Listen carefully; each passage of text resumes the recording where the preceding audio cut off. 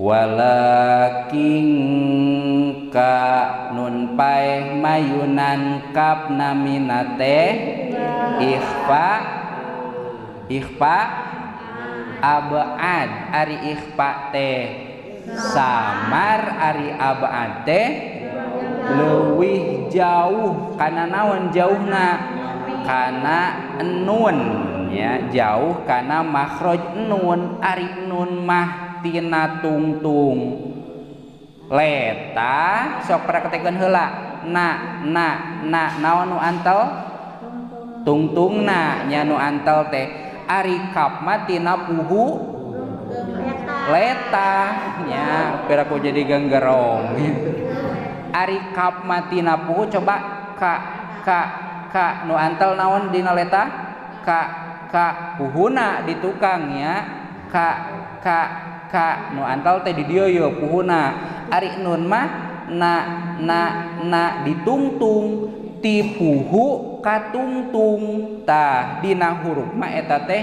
jauh nya ceuk urang mah adeukeut letah mah di dinya keneh henteu kitu maksudna nya pedah dibandingkeun jeung huruf nu sejen jauh kap teh dibandingkeun jeung jim mah di mana ja tina tengah leta ja ya atawa sa komo ieu mah tina tungtung nangan beulah handap sa na karaos teu perbedaanana sa di handap sa na nun mah di luhur ai sa mah di handap ari nun jeung kap mah pajauh-jauh nun ditungtung kap dipuhu ya kulantaran jauh bahkan pangjauhna disebut we abad ari abad teh hartosna leuwih jauh ari ikhfa samarnya disamarkeun macana teh tegasna mah kedah ngangge gunnah anu panjangna dua harkat ikhfa abad hurufna sabaraha dua nyaeta qaf sareng kaf dua nana oge ayana dina puhu letah qaf dina puhu letah kaf oge dina puhu letah ngan bedana ari qaf mah beulah jero ari kaf mah rada luar saeutik qoka tamun antal mah beulah dieu kaluhur qoka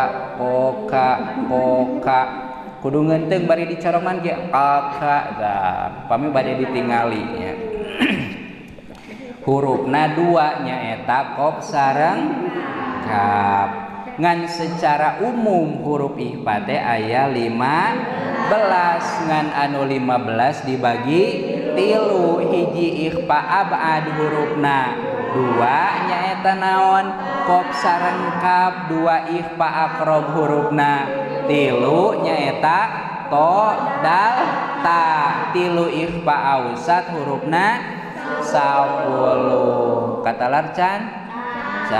ke dina nazom dibacana supaya gampang katalar sok sareng qaidah ikhfa secara umum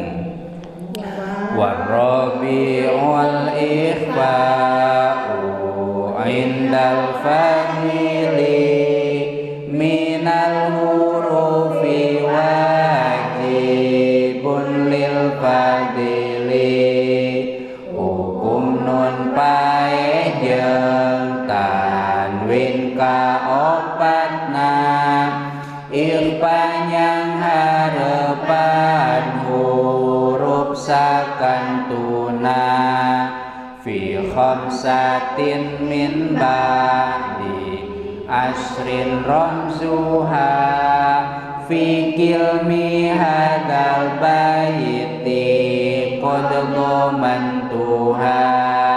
nyata 15 huruf sadayana dina kawit kalimah ieu nazomna sibdasana kam jada syakhsun qad sama dum thayyiban zid fitu qadha dhalima nyaeta sodza sakab jim sin qaf sin dal to zaifata dodoma sing pada apal. Ikhfa dibagi tilu, nu tilu sok nu kamari. Ari ikhfa kabagi tilu bagian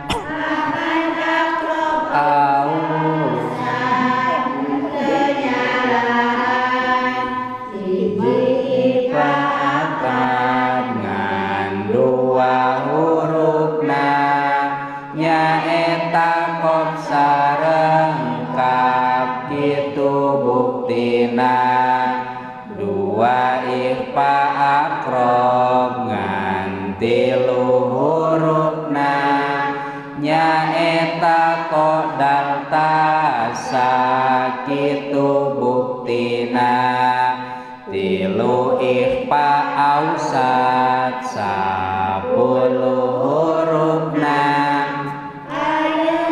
wang sebutan hiji-hijina nyaeta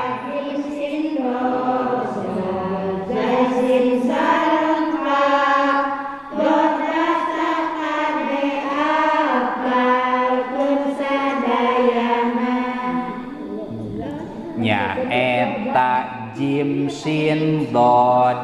to dal ta sareng fa go da sa a de apalkeun sadayana jim sin dot to dal ta fa go da sa.